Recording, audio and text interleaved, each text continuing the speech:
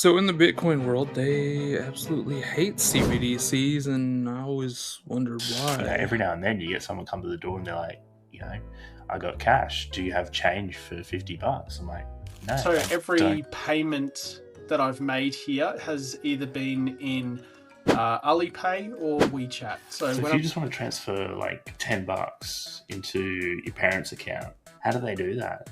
So surely it's not like Venmo every week. Like, what did they do before Venmo?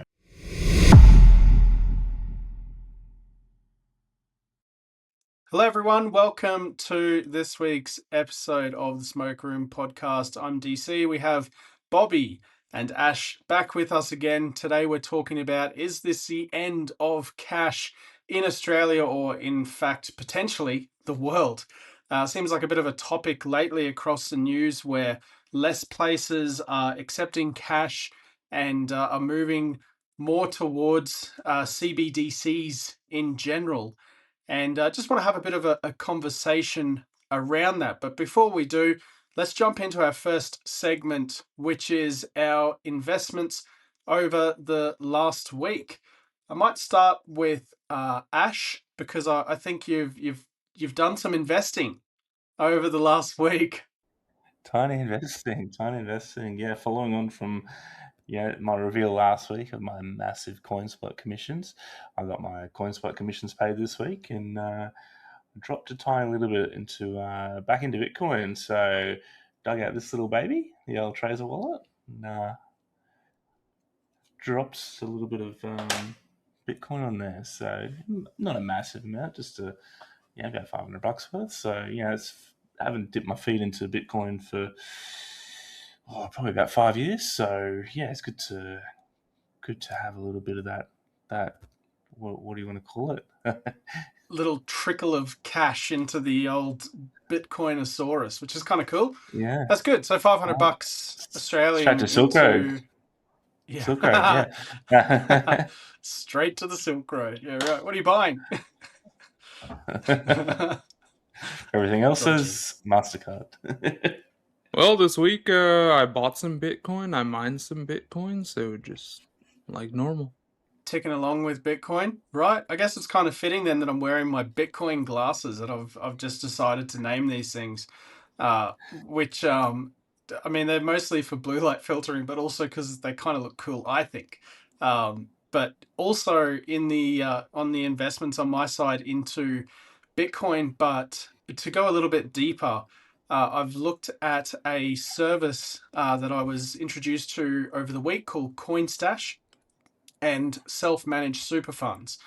So basically, the plan that I'm doing going ahead, which is why I've got the orange tinted glasses on, is I'm looking to put my superannuation through a self-managed super fund off the back of our conversations that we've previously had, and then Sounds put like a that rubbish idea. into, yeah, That was maybe. not financial advice. I took it as such, and now you're all to blame.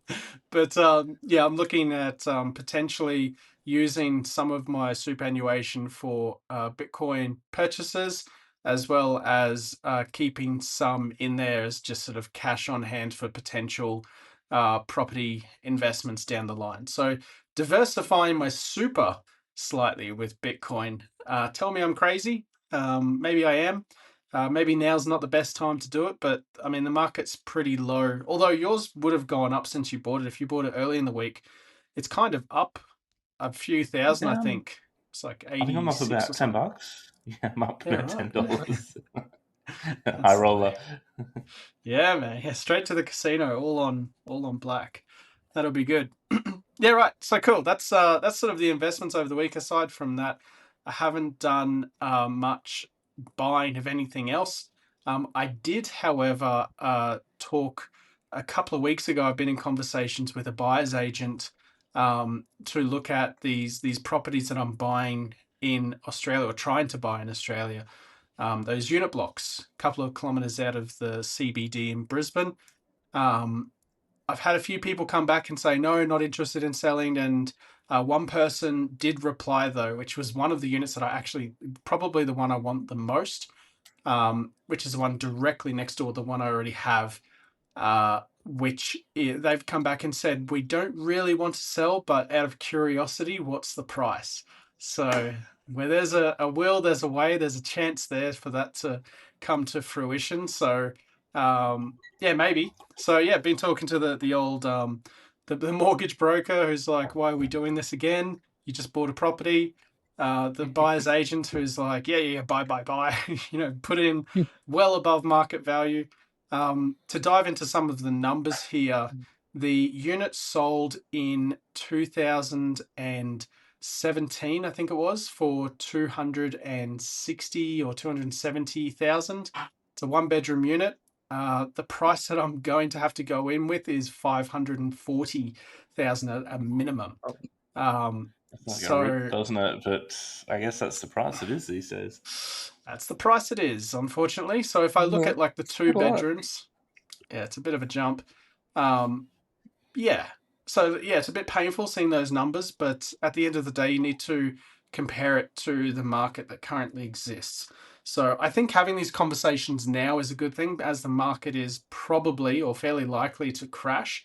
I think these people might have second thoughts, and having already opened up those conversations to say like, hey, there's a potential buyer here who'll take it off your hands above market value, then yeah, there's potential there for that to all work out. So exciting times investment wise for me. A little bit nervous with the old self-managed super fund.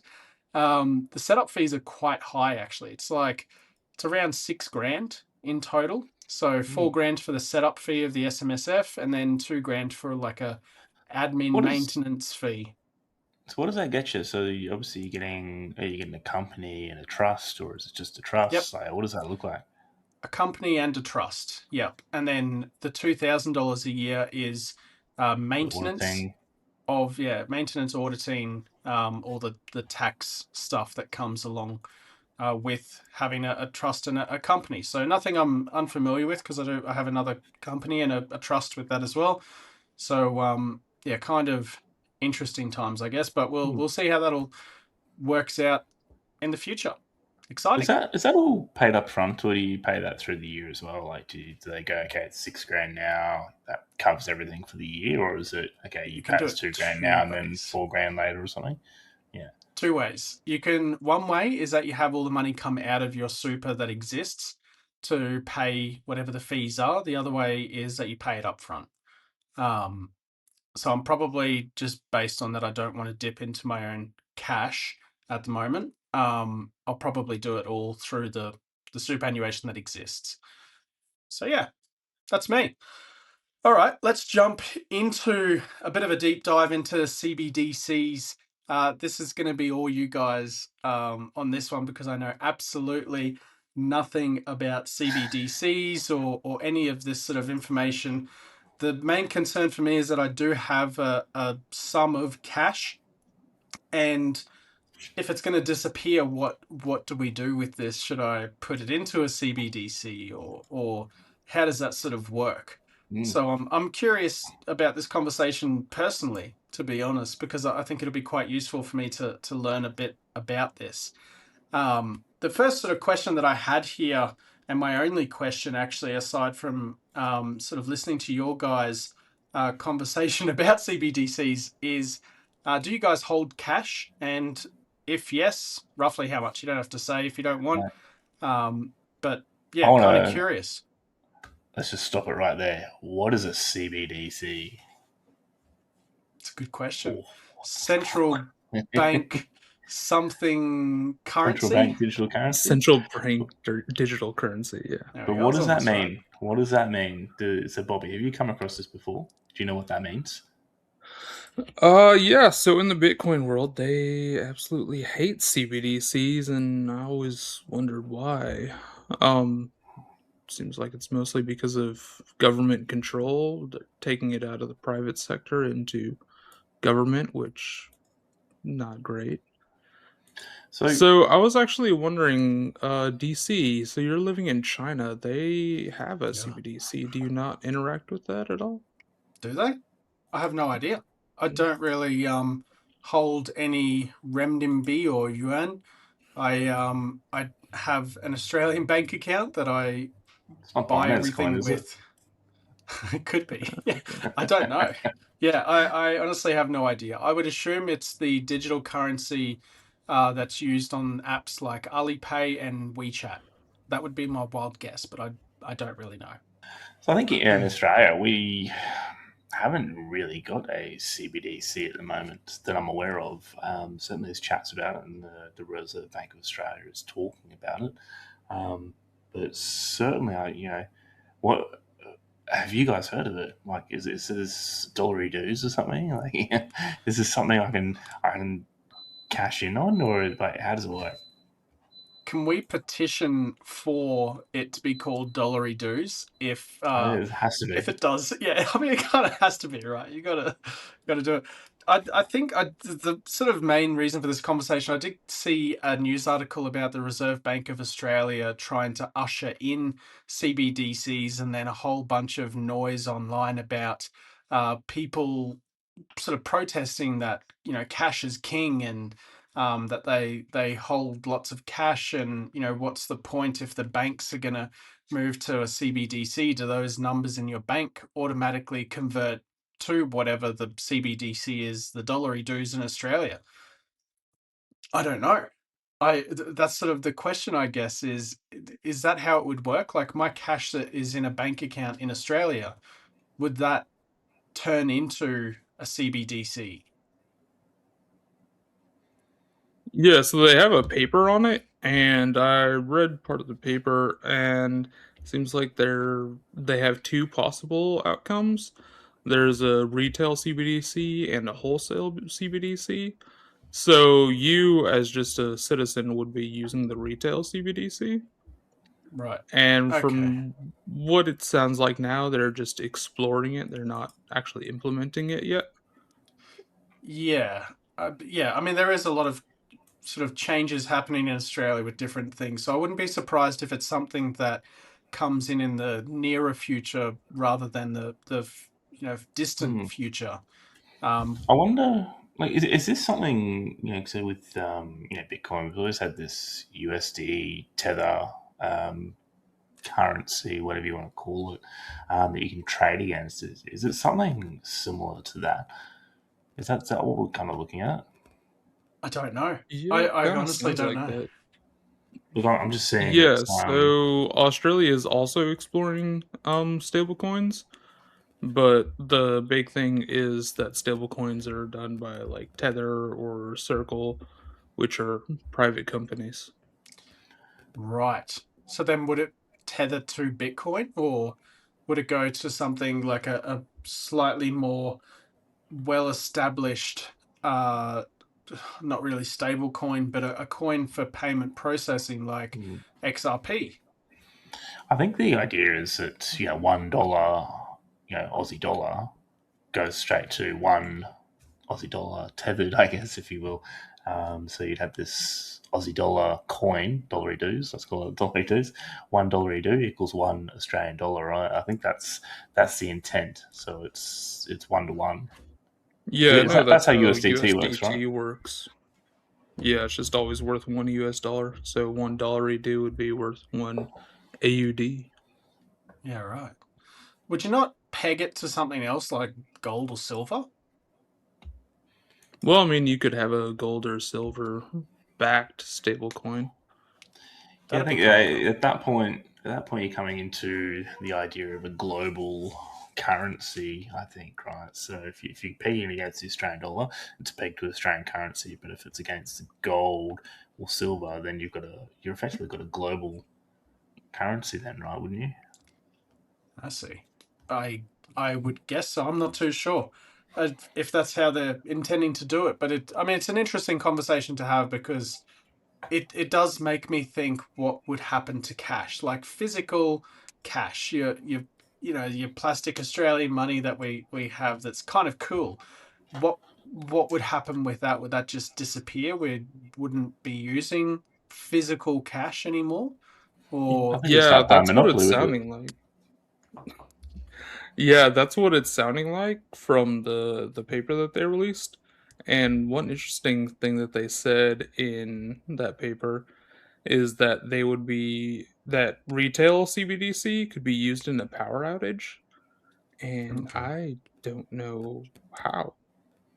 Because if it's Yeah. digital, like you need phones or computers to work. So how would that work? Maybe it's like the transaction happens and then that's stored in memory somewhere, and then when the power or internet comes back, then it processes, or if it's just like a normal, you know, for example, a Bitcoin transfer or purchase where you're buying something with Bitcoin and you put in the hash or whatever it is and send it off and off it goes. Um, then you wouldn't really need a physical computer, right? You would just like, Yeah, God with forbid, Bitcoin, you scan a can do it QR code. offline because it's decentralized, but a central bank is inherently centralized. So what's the So chance of how them would that going work with a offline though? power outage? It would have to be a How does Bitcoin nationwide work? power outage, right? How What does was that? Bitcoin work offline? Because it's decentralized, then So just both of for you the have your own ledger. yeah, fair. So the idea there, and just explaining for the audience, it's if you make a Bitcoin transaction on your personal node, then when it connects back to the network, then it actually syncs out, right? So the idea is you can do that transaction on your node, and no one else is going to know about it until it's connected again, right? So Yeah. there's no confirmation. So I think the trick there is the trust. So if you're paying someone with Bitcoin, you're disconnected, you can make that transaction, and on your node it says it's done, but it has to then synchronize with the rest of the network and send that out and get confirmations and whatnot for it to actually process, and then for the other person to receive it and then say, yep, okay, I've received that transaction. So I think that's the misnomer there, right? Is yes, it works offline, but at some point it has to sync. Or you could always say, well, I've received my goods and yes, I paid for it, but I'm just not going to connect my Bitcoin node. Therefore, I never have to spend my cash, right? So I think that Right. that's an interesting issue, right? So how do you work around that? And yeah, interesting to see how they expect to make that work. It's going to be interesting times ahead. I think they've got a lot to think about around this. Let's get into some of these deep dive points that you had around, I guess, the implementing the NPP through a tier 2 bank. Do you want to dive into that a little bit, Ash, and sort of explain how Yeah, I that think kind of works? so. I think what I wanted to kind of ask you guys is, do you keep cash on hand at the moment, whether that's in your wallet, whether it's in your bank? Like, there's probably a difference there, right? So standard cash being your Yeah. coins, notes, that kind of stuff, and then you've got actual cash in a bank account, which digital is digital. It's fundamentally it's digital, right? Until you transfer that out or make a withdrawal at an ATM. So where do you guys currently sit there? Do you keep physical cash, or do you keep cash in a bank account, or are you mostly in digital assets such as Bitcoin?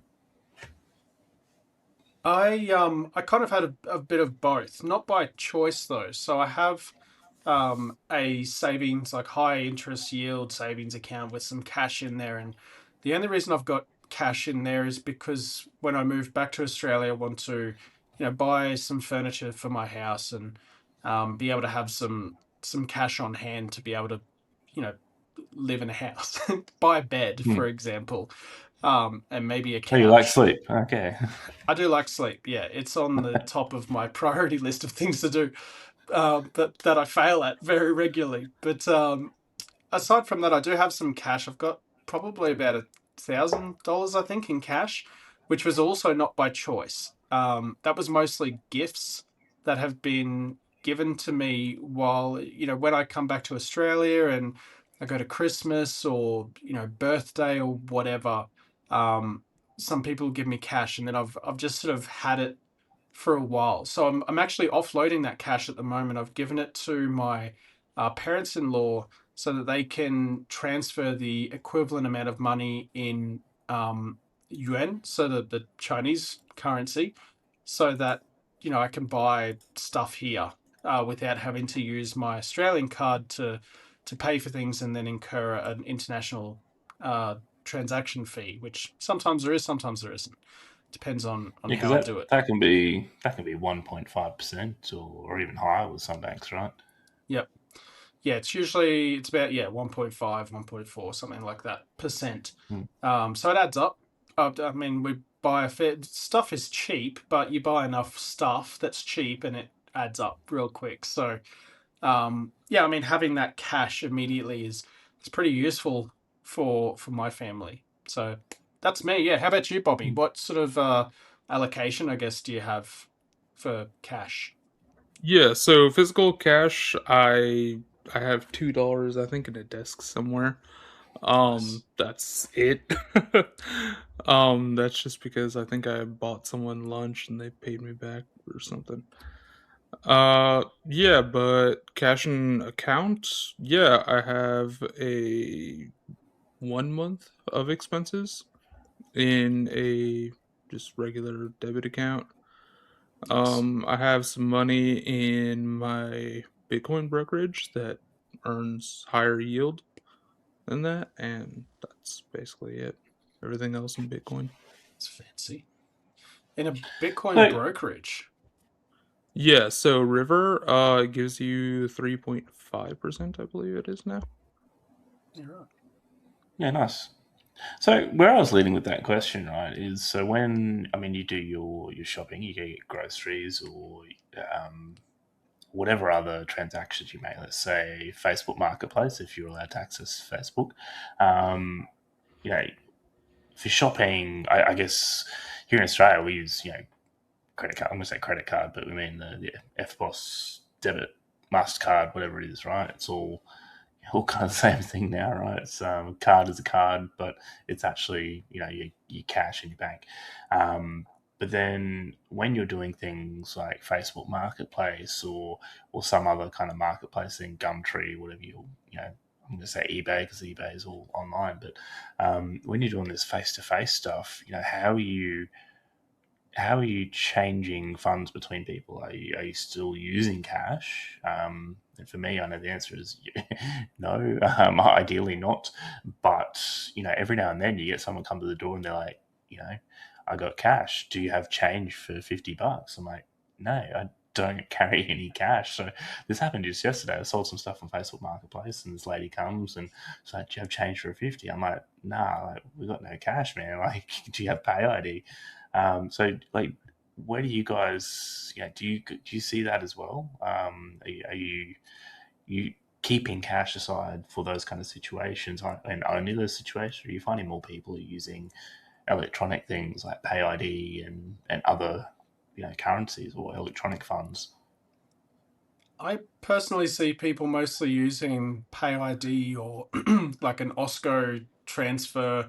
Um, is that the same thing or is it similar but different technology? I'm not too sure. Yeah, same, but different.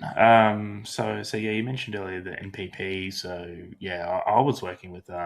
So I used to work for a software development company, and we did a lot of work with the tier two bank here in Australia to implement the NPP, which is the National Payments Platform. Now that National Payment Platform is, I'm going to say RBA. RBA is kind of digital. It's not digital currency, but it's a messaging protocol effectively to transfer money between banks, and there's lots of different things that happen in with that. But it enables you to, from your phone, you can say, okay, well, phone number 123456789. I want to send them $10. So you tap in the phone number, and it comes up and goes, hey, that's Ashley. Is that who you want to send the funds to? And it actually comes back and says, hey, that's Ashley. So it's actually confirming that the phone number belongs to the person you're dealing with, right? So if you go to someone's door, like Facebook Marketplace, you want to give them funds, they say, hey, my number is 123456789. You tap that in, and it comes up and says, that's Ashley. And you go, yep, cool, that's me. It's kind of, it's a good way to confirm the money's going where it's going. And Right. so effectively, that's like a lookup. It's like the phone book. So it's kind of like DNS and IP addresses and things. It's kind of reverse protocol for to taking that number and then turning it into a bank account and a name. So once that's done, then obviously you tap in. I want to send $10 to Ashley. You tap it in, pay, and then it instantly makes it to my bank account. So in my bank account, I get a notification saying, "Hey, this guy sent you $10," and it's instantly available. So yeah, that's really cool, right? Now, there's two So is things that there. a private company or is that part of the No, RBA? this is part of the RBA. So this was implemented. This is going back probably 7 years now, maybe even longer.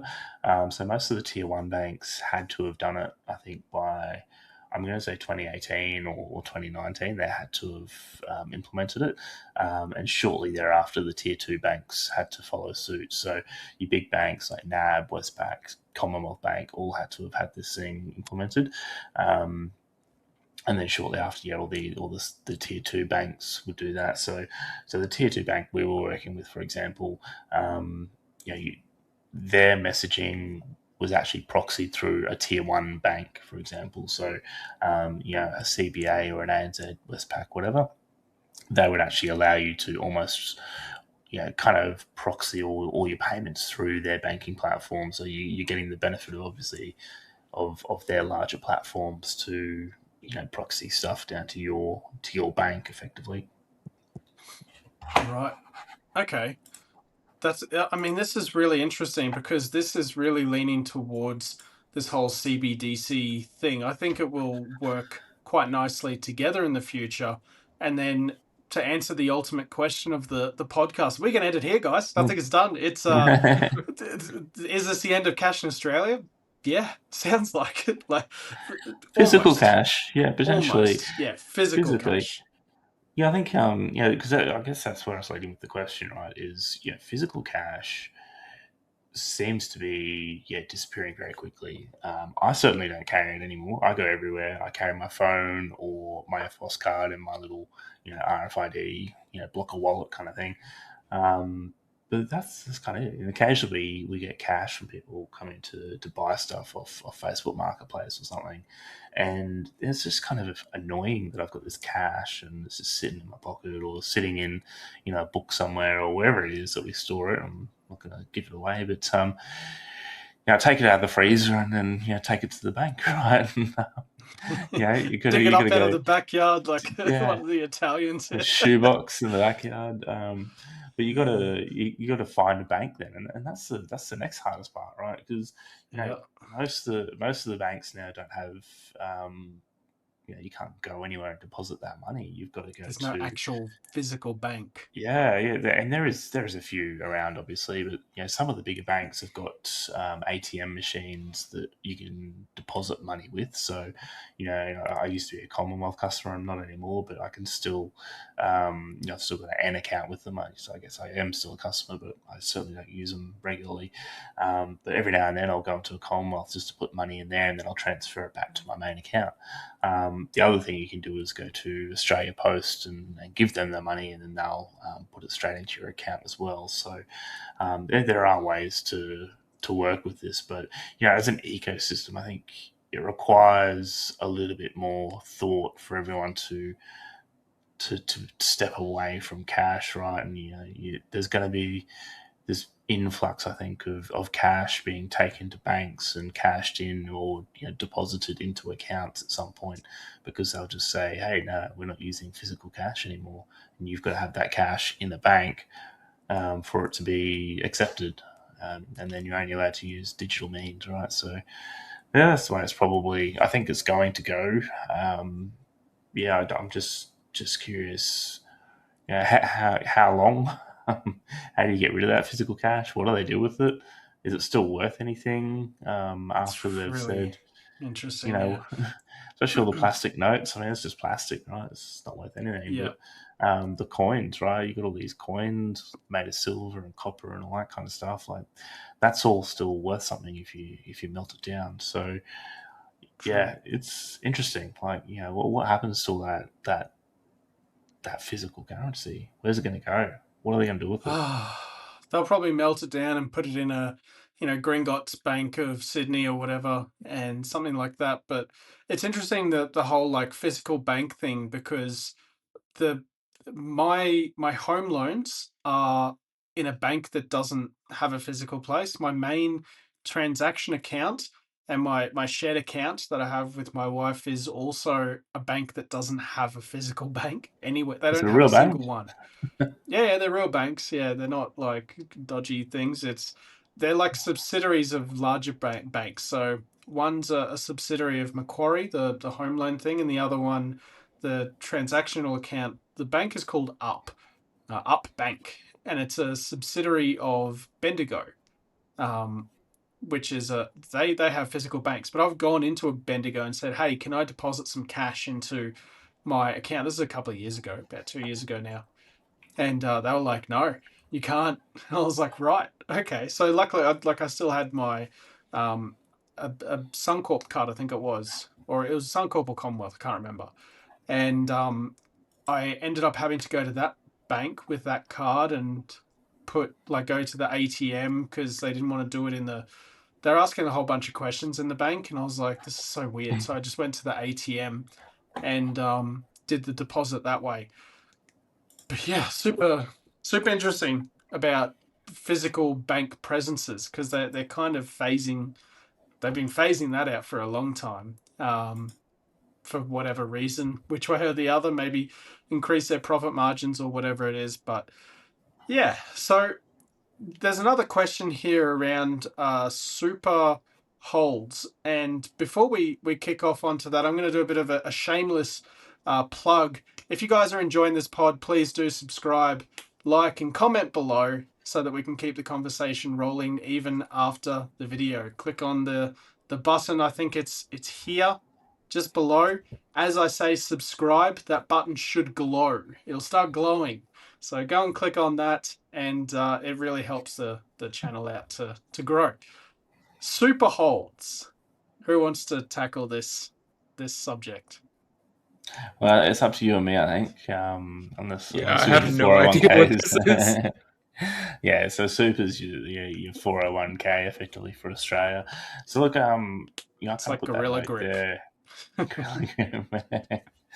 It's so yes, super holds is not really a term. It's more. So I'm holding about 20% cash in my super, right? So the reason I do that is for when I see opportunities in the market to switch in and out of cash, from international shares, global shares, property, bonds, all that kind of stuff. So I guess, from a diversification perspective, yeah, I sit around 20% cash most of the time, and then it fluctuates up and down, and depending on how I feel the market is going, I will transfer it in or out of that cash allocation. So, what that looks like is I go into my super fund and I just basically go, I want 10, 10, 10, 10, 10% kind of thing, or it's obviously not 10, 10, 10 because it's got to add up to 100%.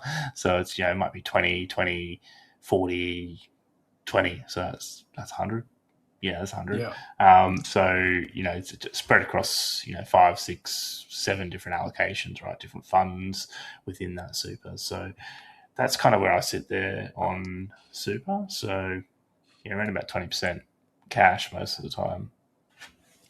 Interesting. Mine is this is one of the other major reasons why I wanted to get into this CoinStash SMSF combination thing. Obviously not financial advice. I'm just trialing this out myself because I think it'll be interesting. But my allocation at the moment in super is 100% into different stocks around the world. So US and Australia primarily. And I have very little control. I have some control of where that money goes and what it does. And I see the percentage going up and yada yada, and that's all well and good. But is that really helping me to get ahead with a large sum of money as an investment? I don't feel like it is. So I think for me the whole SMSF thing really makes a bit more sense where I can have like a 10-20% allocation in cash, and then I don't know, 80% or whatever it is, 60% in Bitcoin, and then another percentage, whatever it is, into potential property purchases, or maybe that would just sit with the cash as well. Maybe I'd go a 50-50 split. I don't know yet. I have to talk to my accountant about it. But yeah, I mean, that's sort of how mine goes, and I guess that feeds into my risk appetite, which for super is super high. I'm happy to have that go into Bitcoin and hope that it hope EM on hope is the key word. Hope that it goes up and not down. I think in the long term, though, for super, I think to me, in my head, having Bitcoin makes sense because by the time I'm able to access it in, I don't know, what is that, almost 30 years, 25 something years, then, well, almost 20, 28 or something like that years, I'll be able to access it. And by that time, is that Bitcoin going to have gained value or lost value? No one knows, but no one has a crystal ball here. So unfortunately, it's a bit of a gamble. But I have a very good guess. I have a wild guess that it's going up. Not before it goes down. Educated guess, yeah. So, what was that? I said not before it goes down. Well, yeah, that's it. Alrighty, so on to the next sort of topic that we have here is countries that are currently doing CBDCs and how that fits in with how it might work out in Australia. And then following on from that, different methods of adding to your own digital currency stack in either CBDCs or otherwise. And a bit of is this a Ponzi scheme? Because the main question for me is, as someone trying to put their super into Bitcoin, if it's a Ponzi scheme, I'm screwed. So, do we want to go first with CBDCs around the world that currently exist? I know, Bobby, you mentioned before China apparently has one. I had no idea. E1. What do you know about that? I've just heard that it exists. I don't really know anything about it. Yeah, right. We don't have a CBDC here. Trump has been very adamant about saying we are not going to have a CBDC here. We have stable coins, which basically do the same thing. Okay.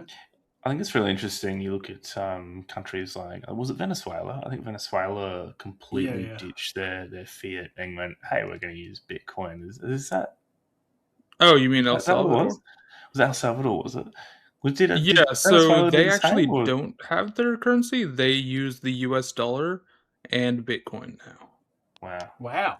Then, so I actually used to work with a girl who's from El Salvador, and she still has parents in El Salvador. And she says, yeah, her mom loves looking at the Bitcoin price and being like, oh, my money's going up. But she's not feeling great about that right now. But, that's Bitcoin. So I mean, her daughter works in the U.S., earns U.S. dollars, sends them back through remittance, and now because of Bitcoin, she can do it a lot faster. So that's great for them. That's crazy. I think from a CBDC perspective, there are some countries that are implementing this. So I'm just looking at Bahamas. They've got one called Sandcoin, or Sand Dollar, I should say. And then you've got Jamaica, they got the Jamdex. Nigeria's got the e-Naira.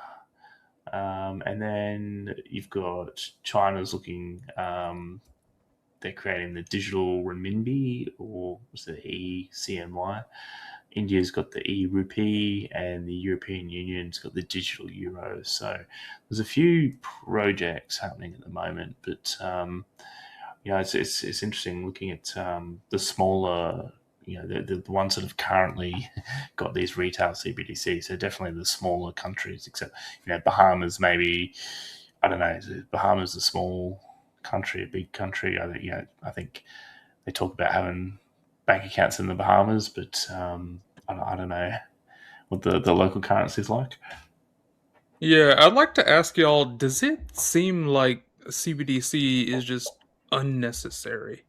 Because from what I hear, the pro CBDC people are saying it's great because it's faster and more convenient, and what the anti CBDC people say is it's bad because it has privacy and anonymity concerns. Yeah, it But makes me wonder why we bother when we've already got NPP, OSCO, PayID, that kind of stuff in Australia. Like, what do we need a platform like this? What is the benefit of implementing like yeah, this? because like the pro CBDC side, like yeah, it's faster than normal banks, but Mm, the reason normal banks are slow is because they they have don't have regulation OSCO. and they have AML, but this new CBDC is going to have that too, so it's going to be just as slow. Or they could take off some Interesting. regulation and make the regular bank transfers that we have now, like FedWire, faster. And then for the anti CBDC side, like the privacy and anonymity concerns, well, So, so if you make a bank regular deposit, banks have that too because they have all your KYC. so if you do a bank deposit in the US now, if you want to transfer money to say like your roommate or your parents or whatever, you want to do that. At the moment, you have to have all their account number, their bank number, or SWIFT code, all that kind of stuff, or can you do it with a mobile number or email address? Yeah, so usually like actually right now I think after this podcast I'll probably do it. I have to transfer some money. One of my friends is having a birthday party, so someone is buying a gift that I'm going in on, so I'm just going to send her some money through Venmo, which is like that pay service that you mentioned No, it's in like Australia. PayPal. Yeah. Yeah, it's kind of like PayPal. So Venmo and Cash App are really big here. And they just transfer it, and then in the background, I believe they use FedWire. So is Fedwire like I guess I'm gonna say Commonwealth. It's obviously not Commonwealth, but it's obviously the federal Yeah, government. Is so that like their Swift. approved method? Yeah, so Swift is for international transfers, and then FedWire is just for domestic. Yeah, okay. And so from your bank account, can you do a Fedwire transfer like directly to someone else? I don't know if I can directly do a FedWire, but I believe all of these, like Cash App, Venmo, I think they all settle Hmm. over FedWire. Yeah, How interesting. weird. It almost That's sounds an interesting like the setup. Yeah. US. Yeah, it almost sounds Yeah. like the US But doesn't I mean, have. they make it so easy that no one actually Hmm. has to know what it settles over. Yeah, As far as interesting. they know, it just settles over the internet. Yeah, that's interesting. So okay, let's wind this back because we've been able to transfer money to people in Australia forever, like since I first got a bank account. So Since I was a if you kid, wanted to yeah. so if you just want to transfer like $10 into your parents' account, or say your parents want to put $10 in your account every week, kind of thing, how do they do that? Surely it's not like a Venmo every week. Like, what did they do before Venmo? Yeah, so if it's within the same bank, then you can just do an interbank transfer. And that's just updating their ledger of the money that's held in their bank, so it Yep. doesn't take So any time if, at all, I think. let's say a different bank. So we go like Bank of America to HSBC. Yeah, it would probably be through like Venmo or something. What the hell? Really? What? That's so backwards. I'm you blown guys are going. away. Yeah, You going to a that's completely different crazy. company to do that. Wow. Okay. Jeez. There's a in China, just if anyone wants to know the way it works here, there's you've got WeChat and Alipay. So WeChat being the everything app, it's kind of like what I believe Elon Musk wants to do with X. You've got your chats in there, your video calls. You can send people gift cash, like red packets they call it. Um, That sounds dodgy. you Red packet. you can transfer money to Sounds people. like You a Chinese can wedding, is what it sounds like. yeah. kind of, yeah. It's the same sort of thing. Like over here, when you gift someone money, you put it in a Put it in a little red red envelope. packet, little red envelope, and you give them the cash, and off you go. Same thing in WeChat. Um, Also, every payment that I've made here has either been in Alipay or WeChat. So when I'm buying groceries at the store, Alipay or WeChat. If I'm topping up my phone, Alipay or WeChat. Trains, flights, hotels, everything. And that's linked to and this is where most people have their concern with China, but that is linked to each person's ID. So like their ID card that they have over here. So you can see who has transferred what. You obviously can't see their details. But if someone was to gain access to one of those systems, you'd be in all sorts of trouble. With me, I have an international account, so there's no ID in there at all. It just exists, and you have limitations on what you can or cannot. Like some vendors don't support international payments, for example. So yeah, that's kind of how it works over here, which is quick and easy. No one here. It's the same as the US. So people don't transfer things by bank. They don't use PayPass. You never see a credit card in China. You'll never see one. No one uses them at all, or a debit card like a bank card. You'll just never. Do they see even it. exist? Oh, they exist. Yeah, I've got one. It just you can't do anything with it. It's like a really old school way of like a super backup. So if for example, their internet's offline, they might pull out like an old like card swipe thing that you see in Australia everywhere because I've got one of them here. Oh, you mean the big like on the piece of paper thing? Oh, I'll still use those. You can as a backup. Yeah. Yeah, I was watching Home Alone 2 Lost in New York where they use one of those and I'm like, "Oh yeah, this is very much from the 90s." Yeah. We haven't had those in decades. They're super old school. I used to have one when I had my computer shop. Wow. Yeah, there you go. Yeah, that's it. Yeah. Crazy. Put someone's card in and off you go. That one no longer works. But the thing with that, you had to have all the receipts, right? You had to do your imprint, and then you had to take all the receipts to the bank. Super old school. It's crazy that you just have one right there. Oh, yeah, I used to run a company, and I still run a company, but I used to run a company where I did bank transactions with it. And yeah.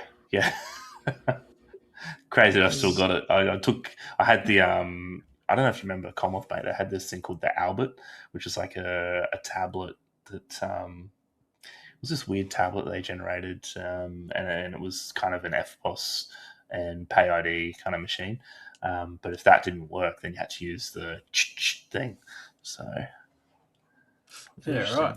Here in America, you'd have to go to a Goodwill just to find something like that. Absolutely. So back to the main sort of list of topics here. What are the alternatives to CBDCs? So say in this future world, every country moves to a CBDC, cash has been completely wiped out. Are there other methods of payment that can be used, in your opinion? Do you think that other cryptocurrencies will be like actual currency at those points? Yeah, so I was thinking about that because, like, how it is now, we have SWIFT, which is for international settlement. So could Bitcoin maybe be the international settlement layer at that point? Or something like SWIFT that will transfer CBDCs to another currency? This is the main reason behind XRP. You've literally explained XRP. That's it. Yeah, I think the interesting thing with Bitcoin, right, is there's always that example of the guy who bought the pizza for something like 5,000 Bitcoin or something, right? So it's like, what's that? That's $5 billion pizza or something now. Like, it's the most expensive pizza in the world. Most expensive pizza in the world. And I've got my own story around that. So back in 2017, thereabouts, I had some stuff up on Facebook Marketplace. I had a Canon EOS, 5D digital camera. So if you know your digital cameras, it's a pretty sick camera, and I had a whole bunch of lenses and all that kind of stuff too. And I had it up on Facebook Marketplace for sale, and this guy came along and said, "Hey, very keen. Would you consider payment in Bitcoin?" I was like, "Fuck yeah, I'll take Bitcoin." So it was this was in the 2017 peak back in that Christmas time. So it was around half a Bitcoin that I sold this thing for. So it was about $6,000 or $7,000 Australian at the time. Damn. So yeah, it was for that kind of purchase, Bitcoin kind of was, I thought it was pretty cool. I was like, hey, I got some Bitcoin, and it very quickly went up in price, obviously to $20,000, whatever. So my $6,000 of Bitcoin became 10 or 12. But yeah, I mean, it was quite interesting. The bloke who did that, he made a killing on, I'm not going to say Bitcoin, but this thing called BitConnect. And I don't know if you've heard of BitConnect, but it was basically this Ponzi scheme. And the idea was you joined up to BitConnect, and I think what happened was you purchase Bitcoin, you send it to BitConnect, and then they would lend it out to other people. And the idea is that effectively everyone, the more people you refer into the network, classic Ponzi scheme, the more commissions you get, right? So you get these commissions which are paid out in BitConnect coins or whatever, which you can transfer somehow back into Bitcoin. What I heard is it's basically just multi-level marketing. 100% Ponzi scheme, and they did Fugazi. They legitimately shut down like a month later, so it was pretty funny, and the fact this guy got out and got his Bitcoin and whatever, I'm like, yeah, nice one, dude. But yeah, it was just really interesting. 2017, this guy rocked up and was like, hey, I'd love to do a Bitcoin transaction, and back then it was super slow, right? This was before Bitcoin Cash and SegWit and all this other stuff that was implemented. So Bitcoin was slow. Do you still have that Bitcoin? Nah. Right. I was about to say, so you had some at one point. You had some potentially dirty Bitcoin in your wallet. Yeah, I'd be rich, but Yeah. Well, going back to the international settlement, Dave, you said that XRP is made for this. So, what makes XRP good for international settlement? That's a fantastic question. I don't really know the answer to it. I think it's apparently it's faster and cheaper to use as a transfer method. A while ago went down a bit of a rabbit hole with XRP and watched a whole bunch of videos that turned out to be complete rubbish. So my knowledge on XRP, I used to be very bullish on XRP, and then I've slowly over time converted to these orange tinted glasses. And just based on that, I don't know if XRP has any actual utility going forward. Maybe it does, maybe it doesn't. I don't know. I'm not, deep into it. I still hold majority of my assets of crypto is XRP still. I bought thousands of them. Many thousands. It's like, I don't even know how many thousands of XRP when it was about 35 cents. And yeah, now I've got all this XRP lying around. It's done really well over time, which is fantastic. But I haven't bought XRP for maybe 3 years. It's been a while. So I just bought that one initial massive bag, and then that was it. Kind of let it do its thing, and it did do a little bit of a run about a year ago, maybe 2 years ago now. I'm not too sure. Not too long ago. Where it went up from 35 cents to like $3 or something. And I was over the moon. I was like, hell yeah. That money just literally tripled, the 300x basically on its initial investment. So yeah, happy with that. But yeah, well, hey, if you want cheap and fast, you got the Bitcoin Lightning Network, and that does cheap and fast really well. And there was a spin off there with Bitcoin Cash as well. But something I'm really interested in with XRP and I guess Ripple. So Ripple, if you're not aware of XRP, Ripple is actually the company, or Ripple Labs, I should say, that I guess invented XRP and built it. So sometimes I think they get mixed up between each other, but there was back in 2017, 2018, there was a lot of news, a lot of speculation that XRP was going to be, I guess, the banking cryptocurrency, if you will. I think they had partnerships with Swift and banks and all sorts of stuff. So yeah, at the time, it certainly sounded like XRP was going to be one of those cryptocurrencies that would end up being integrated into the global banking system, and it doesn't seem like that's happened. I'm not sure if you guys have seen anything else around this, but it doesn't seem like cryptocurrency has been integrated into the global banking system yet.